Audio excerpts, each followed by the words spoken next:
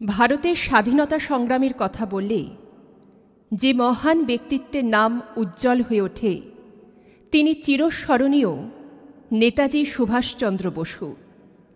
তাঁর ১২৭তম জন্মজয়ন্তী বর্ষে তাঁর প্রতি শ্রদ্ধার্ঘ্য নিবেদন করবে আমাদের সল্টলেক শাখার অরিন্দম এবং কবিরডোট শাখার লগ্নজিতা।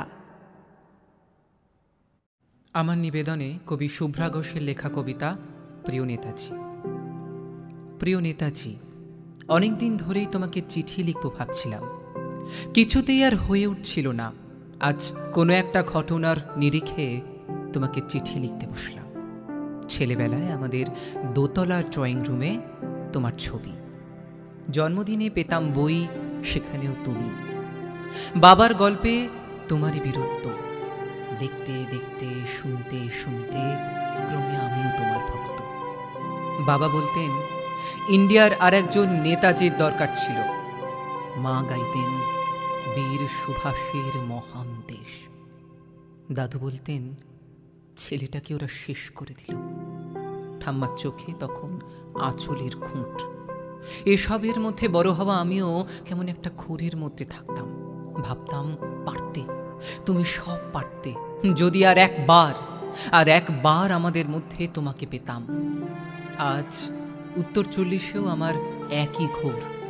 কেননা দেশের মাটিতে দেশপ্রেমের মতো জোরালো একটা ঝাঁকুনি দেবার ক্ষমতা তখন আর কারোর ছিল না। এখনো আছে কি? তোমার হারিয়ে যাবার পর দেশে কত কমিশন বসেছে। ভারতের পূর্ব পশ্চিম উত্তর দক্ষিণে কোনো পীর, কোনো সন্ত, কোনো দয়ালু বৃদ্ধকে দেখে ভুল করেছে সবাই। ছুটে গেছে তুমি মনে করে, কিন্তু ফিরেছে মাথা নেড়ে। তবু তোমাকে পাওয়ার আশায় বুক বেঁধেছে। তুমি তো শুধু বসুবাড়ির নও, গোটা ভারতবর্ষের মণিকোঠার হীরক, যার আলোর শুদ্ধতা কালোকে সাদা করে দিতে পারে। এই বিশ্বাসের ওপর ভর করে সবাই ভেবেছিল তুমি আসবেই, কিন্তু এলে না। কেটে গেল অনেকগুলো বছর, পেরিয়ে এলাম জীবনের অনেক গলি খুঁজে। তুমি এখন বিমানবন্দরে, সভা সমিতিতে, রিসার্চ ব্যুরোতে, এমনকি ছেলের নামকরণেও। শুধু হৃদয় যেন দোলা দেয় না। জানো, তোমার জন্মদিনটা এখন সবাই ছুটির দিন বলে আয়েশ করে উপভোগ করে। আর ছেলেরা, তারা তো এখন দেশ থেকে বিদেশের খবরই বেশি রাখে। আর মেয়েরা, তারাও স্বাধীনতার ভেলায় চড়ে হতচকিত। শুধু মাটিটা কাঁদে। সেই কান্না যেন ভূমিকম্প, খরা, এলনিনো, বন্যা হয়ে চারিদিক ভাসিয়ে দেয়। এখনো অভিমান করে শুয়ে থাকবে রেনকৌজিতে? আজ যখন ঘাড়ের ওপর AK-47-এর নিঃশ্বাস, রক্তের হোলি খেলা ধর্মের জিগিরে, তখন শোনাও সেই আওয়াজ, আমি সুভাষ বলছি। মেয়েটা দৌড়ে এসে বলবে, মা দেখো উনি আসছেন। পাশের বাড়ির মেসোমশাই ডাকবেন জানলা দিয়ে, বৌমা আমি বলিনি উনি ফিরে আসবেন। খোলা জানালার ধারে এসে দাঁড়াবেন মায়েরা, তাদের ডান হাতে শঙ্খ, বাঁচকে জল, নদী হবে উত্তাল, নৌকা বেসামাল। পরাণ মাঝিও চেঁচাবেন, উনি আসতেছেন। সবুজ মাঠে শিশুদের হাতে পতাকার দোলা, উনি আসছেন, উনি ফিরে আসছেন। তোমার হারিয়ে যাওয়া জন্মদিনের ভেতর থেকে উঠে আসুক আর একটাতে এসে। আজ স্বাধীনতার ঠিক আগের মুহূর্তে দাঁড়িয়ে তোমাকে আমার এই চিঠি, প্রণাম নিও। ভালো থেকো নেতাজি, প্রণাম নিও। ভারতবর্ষ, কবি দেবেশ ঠাকুর। ভারতবর্ষ মানে কোনো আর্ট পেপারে আঁকা জল রঙের মানচিত্র নয়। ভারতবর্ষ মানে শুধু হর্ষবর্ধন কিংবা বাবরের বিজয় বার্তা নয়। ভারতবর্ষ মানে বিজয় সিংহের সিংহল জয়ের ফ্যাসিস্ট গৌরব গাথা নয়। ভারতবর্ষ মানে শুধু মীনাক্ষীপুরম কিংবা জামা মসজিদ নয়। ভারতবর্ষ মানে নেহেরুজির বংশানুবৃত্তি কিংবা জিন্না সাহেবের অলিখিত শ্বেতপত্র নয়। ভারতবর্ষ মানে এক ভালোবাসা, আমার তোমার শব্দের সঙ্গীতের, জীবনের আকাশের মাটির।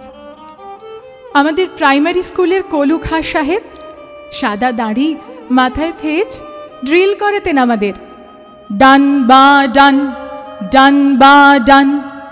সস্নেহে সতর্ক করতেন, বাপা সকল পার হাত মিলিয়ে মিলিয়ে ফেলো। কলু খাঁ সাহেবের গোরের মাটিতে ফেরেস্তার হাসি আজ ভারতবর্ষের চেরাগ হয়ে চলছে। বদ্রু মিয়ার হাতের কর্ণিকে শিব মন্দিরের গায়ে কত ফুল কাটা, আর তার জোগাড়ে হয়ে মশলা মাখছে ঈশান বাউরি। নিয়ামত শেখ আর গোকুল মাহাতো এক পাটাতনে ধান ঝাড়ে। সোনালি গোবিন্দ ভোগে খামারের ঠিকরে পরে সোনালি আলো। পদন মাঝি দাঁড় টানত যুবতী গঙ্গায়, বৈঠা ধরত হোসেনুর মাঝি। সামলে চলো মাঝি, সামুতে কাঁসা খাকির গাং, সোরাবালির সর আর ঘূর্ণি জলার ঘা।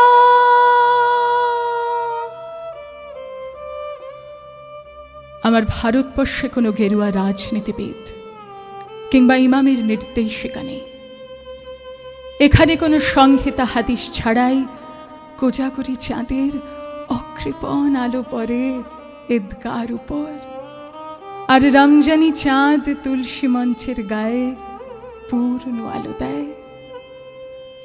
আমার ভারতবর্ষ মানে রবি ঠাকুরের মধ্যে নজরুল, রবি শঙ্কর আর আলী আকবরের যুগলবন্দি, গণেশ পাইনার মকবুল ফিদার রঙিন ছবি। আমার ভারতবর্ষ মানে লালন ফকিরের গান।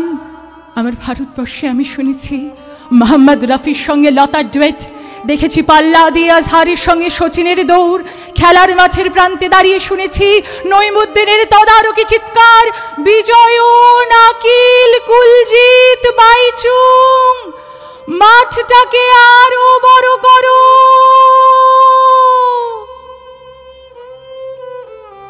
মাঠ দিন দিন ছোট হয়ে যাচ্ছে, মাঠটাকে আরো বড় করা দরকার, অনেক অনেক বড়। নমস্কার।